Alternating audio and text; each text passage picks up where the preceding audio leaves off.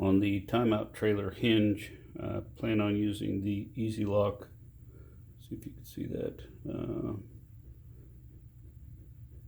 Threaded insert, and I'm going to do a little test piece right here on this piece of wood. I'm going to do all the hinges, screws on the hinge.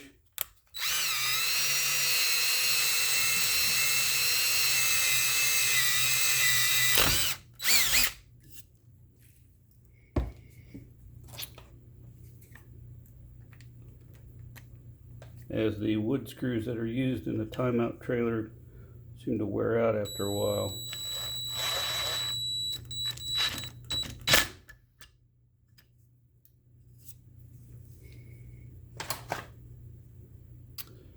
And that should be the end result there. I'm going to use an 832 screw with a washer and a lock washer.